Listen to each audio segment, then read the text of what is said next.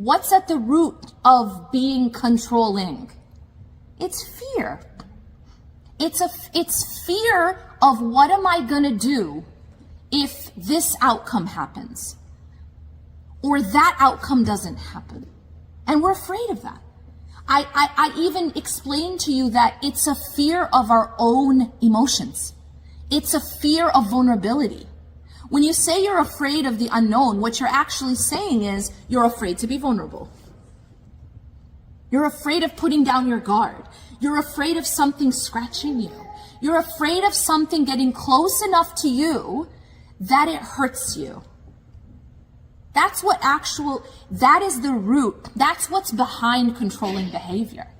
What's behind controlling behavior, if you take off all the layers and all the armor of controlling behavior, it is a person who's afraid.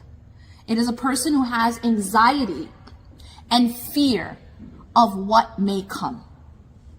And the fear that if I put my guard down, if I don't control this situation, if I don't control every aspect of this situation, I might get hurt. I might get disappointed. In other words, I might have to be vulnerable. In other words, I might have to feel something. And I'm going to take this back to that root because we're afraid to feel. Many of us are afraid to feel. We're afraid to feel our emotions. We want to be protected from having to feel things. And so there's all these different ways, and if you look at psychology, there's all these different ways to avoid emotion, to avoid having to feel. It's really very basic. You can ask a licensed therapist. It's really very basic. What we're doing is we don't know how to interact with our own emotions. We don't know how to process our own emotions. We don't know how to digest, how to face our own emotions. And actually that becomes the root cause of dysfunction. It becomes the root cause of illness. It becomes the root cause of problems, whether it's inside of you, outside of you, or between you and others. It becomes the root cause. So when you go back and you look at something like the need to feel control, because I know a lot of us struggle with that. I know a lot of our parents struggled with that, especially when you are in survival mode. Now let's go back to that, because many of us grew up with parents who were in survival mode. Do you know why that is? Well, because many of our parents were immigrants, or many of our parents might have even been refugees, and they came from trauma. They came from parents who came from trauma. They came from parents who came from poverty. They came from parents who came from war. They came from parents who came from, who were refugees themselves. They came from trauma, and their parents came from trauma, and their parents came from trauma. You understand? And so many of us grew up with parents who were in survival mode. Now, when you're in survival mode, as we talked about, you are simply not using your prefrontal cortex. The part of the human being that makes us higher creatures than animals is simply the prefrontal cortex. There are parts of our brain that are animalistic. Right? Animals can also have fear. Animals also have a fear response. Animals also can feel hunger. Animals also can feel thirst. Animals have that. But what animals don't have is a prefrontal cortex. And so what happens is, simply put, when we are in survival mode, we are not using our prefrontal cortex. It's essentially offline. And so we are in our, what's called the limbic system, which is just survive this, right? And so many of us, you have to learn survival skills. You guys ever seen like these YouTube videos about how to survive in the wilderness, right? Weirdos, some of them, man. Like there's this one guy that my kids watch, and he was like having snakes bite him, and weird, like, why are you doing this? Like on video, so he can show how to like survive. Okay, that's a little wild. But the point is that we learn survival skills psychologically as well. And one of those is you better be in control. Because the moment you lose control, you will not be safe. You gotta stay holding on to that steering wheel. And it's like we're holding on to it and our hands are bleeding of how tight we're holding on to it. And things will happen to try to make us let go, and we are not gonna let go. And the harder you hold on, the more it hurts you. The more you break your hand, the more you crash, the more you hurt the people around you. But ultimately, it is a survival mechanism to try to avoid the emotion that you are afraid of and the outcome that you're afraid of. And so when we say something like La hawla wa la quwwata illa billah, we are actually letting go of the steering wheel. Not so that it can crash. No. We are giving it to Allah. That car never crashes. That car never crashes if you give it to Allah. That's what La hawla wa la quwwata illa billah does. And that's why it's a cure for 99 ailments, the least of them is stress. Because you're saying that, no, I'm not in control. Nothing happens, nothing changes, nothing transforms. There is no power, there's no strength except by Allah. It is not by me. It is not by my so-called control of the situation. It's not by my so-called control of my children. It is not by my power. It is not by my money. It is not by my status. It is only by Allah that anything happens. Do you guys understand what I'm saying? And that is such an important realization. It will cure you of so much anxiety. So much anxiety. Because at the end of the day, you realize that whatever outcome there is, if Allah carries you through it, you will be okay. You will be okay. That is where tawakkul fits into this. Because trust in Allah is what gives you the ability to say, even if it doesn't work out the way I've envisioned, because we all have a plan, right? Are you guys one of those that like 2-year plan, 3-year plan, 5-year plan? Yeah, are we 5-year planners over here? I remember one time someone asked me that. I just looked at them like they were crazy. Because I think it's wild. I mean, for me, I'm like, what? 5-year plan? She said it works. That's great. That's great. Make a plan. But realize that it's not your plan that is the best plan, right? So we can make plans, but recognize we are making plans blindfolded. Do we recognize that? That's the point. Is like we're blindfolded making the plan. Fine, make it. You know, God be with you. But realize that you are blindfolded. And so the problem is that we become very attached to our plan. No. It has to go my plan. And I'm not even just talking about macro. I'm not just talking about 5 years. I'm talking about the plan for today. You know what I mean? The plan for today has to go like this. And if it does not go like this, things are not going to be okay. This attachment to it has to go the way I say it has to go, because otherwise the world will end.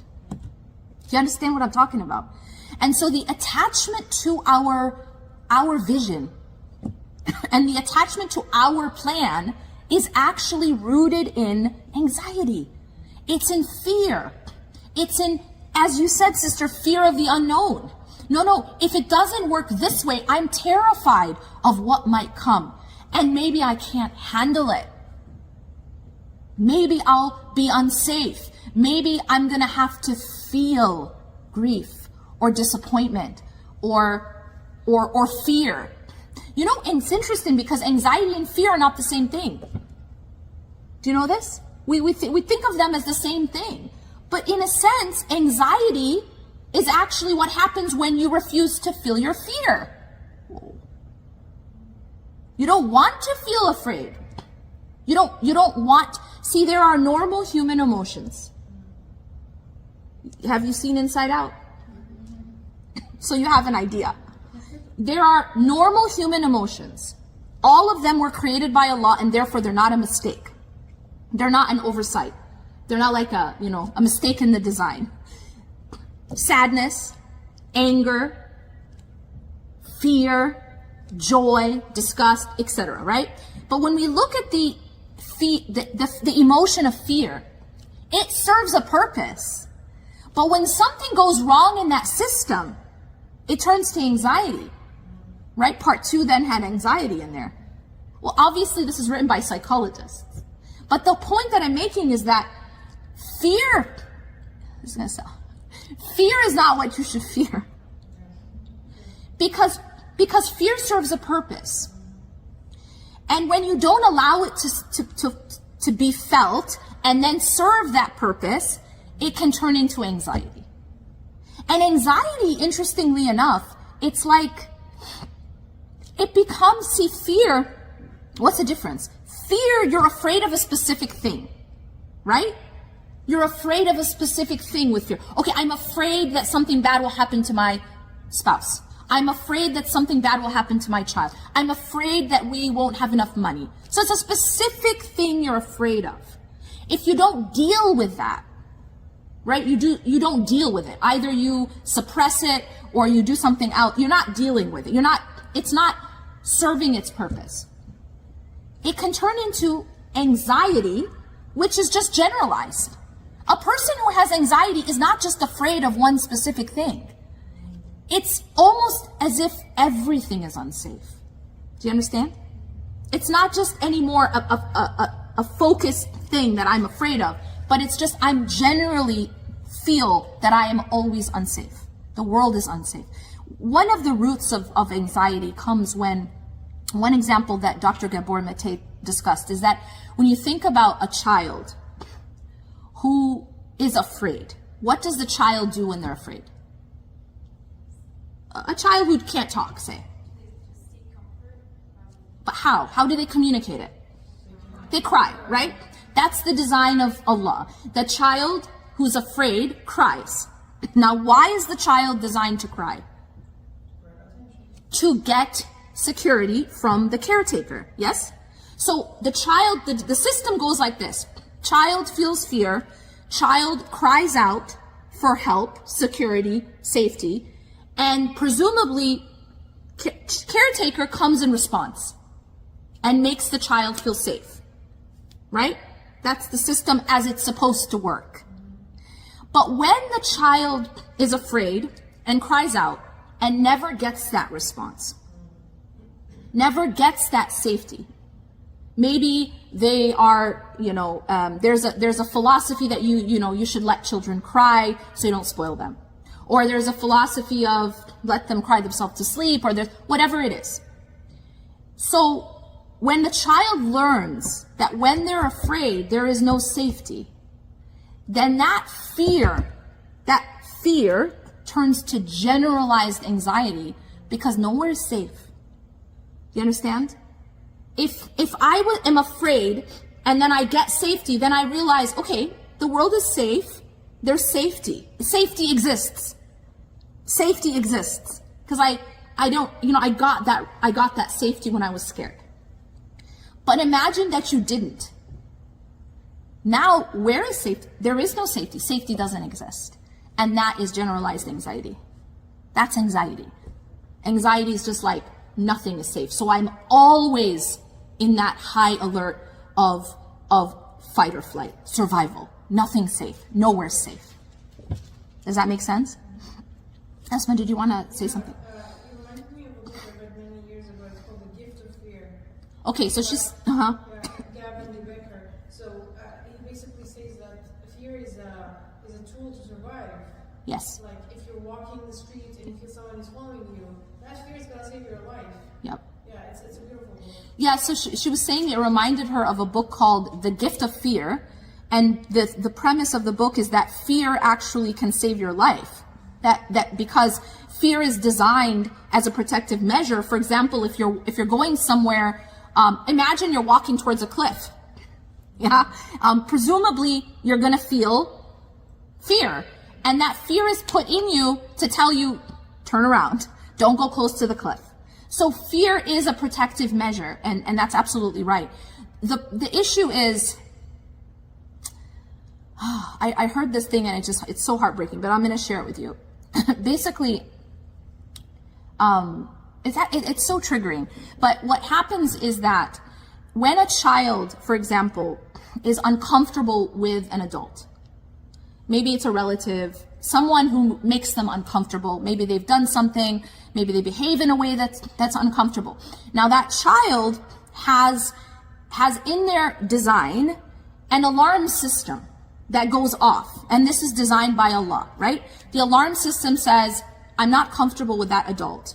So maybe they won't want to hug that adult. They won't want to go to the adult's house. They won't want to be alone with that adult, right? But that adult is a relative, for example. So they tell the parent, I'm not comfortable with that adult. Maybe uncle or cousin or whatever, yeah? Family friend, whatever. I'm not comfortable. And the parent says, don't be silly. Don't be silly. That's your uncle. That's your cousin. That's our longtime friend. And the parent shuts down that natural instinct and tells the child, basically, that instinct is wrong. Turn it off. Turn it off because you're wrong. Because the parent is the one telling the child right and wrong, right? So the parent is teaching the child, turn it off.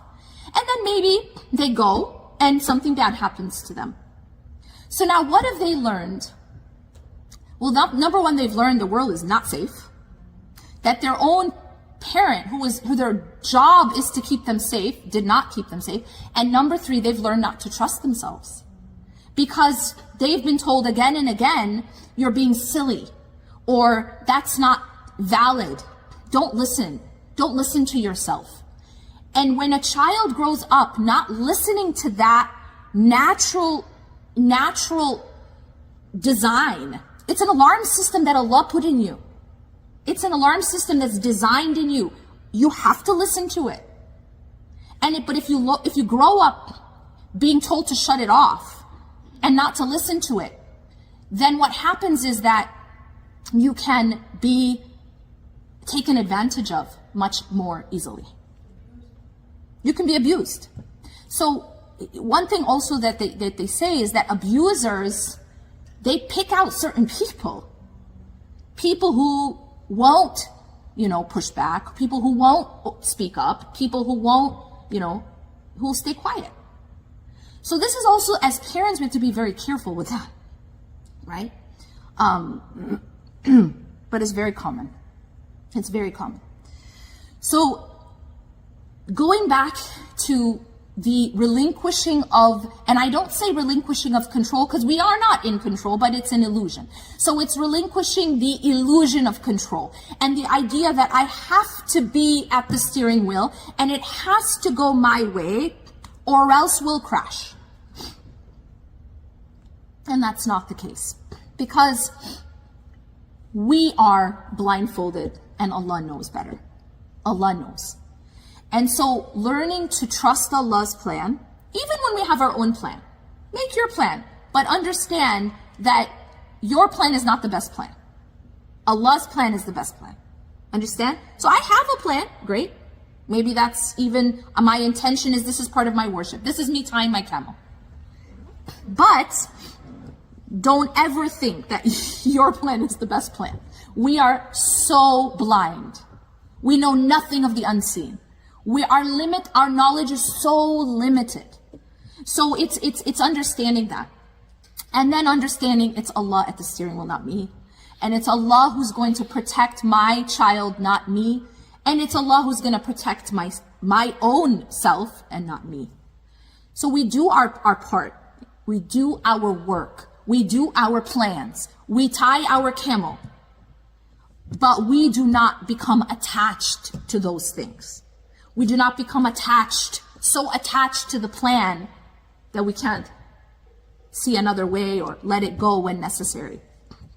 Reroute, take a new route. It's okay. That type of inflexibility is a sign of deep, deep unresolved anxiety and fear, maybe even trauma. So having the ability to be flexible and to understand that I can be totally wrong, right? Allah tells us in the Qur'an, عَسَىٰ أَن تَكْرَهُ شَيْئًا وَهُوَ خَيْرٌ لَكُمْ. It might be that you hate something and it's good for you. You hate this plan, but it's actually good for you. وَعَسَىٰ أَن تُحِبُّ شَيْئًا وَهُوَ شَرٌ لَكُمْ. And it could be that you love something. You're so attached to something. Whether that's the plan for your kids, the plan for your life, the way this day is supposed to go, the way next week's supposed to go, the way this next 5 years is supposed to go, whatever it is, a particular person, a particular outcome. You might love something, and it could be bad for you.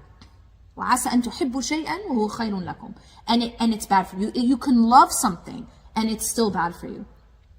وَاللَّهُ يَعْلَمُ وَأَنْتُمْ لَا تَعْلَمُونَ. And Allah knows, and you do not know. So that's really where la hawla wa la quwwata illa billah comes, understanding that. One other thing I want to tie in is the aspect of the sacrifice of Ibrahim alayhi salam and what it is that we are commemorating in these days, right? So one of the best things you can do during these days is the udhiyah, or called qurbani. Udhiyah means sacrifice, and qurbani comes from yuqarrib, which means that it brings you closer to what? Allah. So through the udhiyah, through the sacrifice, you gain nearness to Allah. That's why one of the names is qurbani. Now, why do we do that? We do that to commemorate the sacrifice of Ibrahim alayhi salam and Ismail. Why? Because as we know, Ibrahim alayhi salam, he finally had a son, Ismail, after, not having children. And then look at what happened. And Allah tells us this in the Qur'an, that once he became mature. So this is kind of like, with your kids, it's an investment, right? It's like, think about when you have a newborn and you're literally just investing. Some might feel like there isn't much return. It's like give, and then, they smile and you're like, okay, starting, but it's a lot of investment in your children, especially when they're young. And, obviously the point isn't for them to give you something, right? But it's one of those ventures where it's a lot of investment and you don't necessarily see early return. Not necessarily. You might have put in a lot, but you don't necessarily see, it's like a farmer who's been working on this crop and, planting the seed and caring for the seed, and you might not see that outcome right away, right? Might not see it as you want ever. Who knows how you're tested? Many people are tested in different ways. Some people's children are taken away, right? Some people's children, maybe, God forbid, Allah subhanahu wa ta'ala tests them in their children, right? So, but here you have Ismail at the point when okay, this is where there could be a return, because now he's at age of maturity. That's what Allah is telling us. He's now at an age of maturity, this child. And that's when Prophet Ibrahim alayhi salam sees a dream that he is to sacrifice him. So we know that the dreams of the prophets, peace be upon them, are not like our dreams. Our dreams could be about what we ate for dinner, or they could be from shaitan, right? But the prophets' dreams, peace be upon them, are actual revelation. They are wahi. They are commands. So when he saw that dream, he understood that that's actually a command. So he goes and he tells Ismail, alayhi salam, this is what I saw in my dream, that I was sacrificing you. Can you imagine that? Like being told by your parent. And he says, and then he says to him, what are your thoughts? It's literally like the conversation. And Ismail, and this is something that's not always focused on. This is something that's not always mentioned. What was the response of Ismail alayhi salam? We know that Ibrahim alayhi salam was obedient. But what about Ismail's role? What did he say? What was his response as the one who was going to be sacrificed? If'al ma tu'mar. Which literally means do as you are commanded. And that's something, right? It's one thing to be the parent, but it's another thing too, to be the one who's going to be sacrificed and to say, do as you are commanded. If'al ma tu'mar. Right? So the obedience is father and son. And then, as we know, Allah subhanahu wa ta'ala, when he was, and Allah tells us that when he was actually going to do that, it's one thing for us to say we're going to do something. Yeah, I'll do that, right? We like to say we're going to do things. But he was like doing it. He was about to do it. And Allah subhanahu wa ta'ala called out to Ibrahim alayhi salam, and he said that you have fulfilled the commandment. And he did not have to sacrifice Ismail, and instead he sacrificed the kharuf, right? So this is why we sacrifice the lamb or the sheep, and this is the story and the commemoration of that act of sacrifice and obedience. And there's also another layer, and it has to do with attachments, and it has to do with, it could have been anything that he's tested in. It could have been anything that Prophet Ibrahim alayhi salam was tested in. His money, anything. But it was the thing he loved most. Right? And that's the sunnah of Allah, isn't it? We are tested in the things we love most. It's not a test otherwise, right? It's like, take my neighbor. Or my ex. I'm fine. I'll sacrifice that. It's not in the things that we might not be very attached to. But it's in the things that we are attached to that we are tested most. And this is why we're told that we are tested in the things that we love. In the things that, and you might ask why. I know I asked why. I always wondered this question. Do you know this? When I was writing Reclaim Your Heart, or before I wrote Reclaim Your Heart, in the process of Reclaim Your Heart, because it was a long process, over a decade, this was one of the questions. So I had two big questions of that period of my life. The first was, what am I doing wrong? Literally. What am I doing wrong? That was my question in life. It was like, the way I thought about it was, life is like a game and I'm getting the rules wrong. I knew I was doing something wrong because I was feeling a level of consistent pain and disappointment. And it was like it didn't feel like I was doing it right. And so I wondered, what am I missing? I literally wondered that. What part of the rules of this game am I getting wrong?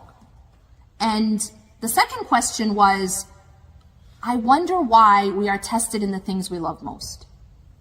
That was my two questions, my big life questions. And because I was like, it always seems like it's only in the things we love most. What about in the things we don't love as much? Can't we just move the test there? You know what I'm saying? Why are we tested in the things we love most? And then what was I getting wrong? And the answer to both were connected. And the answer to both had to do with attachments, unhealthy attachments. Attachments to other than Allah subhanahu wa ta'ala. Attachments to dunya.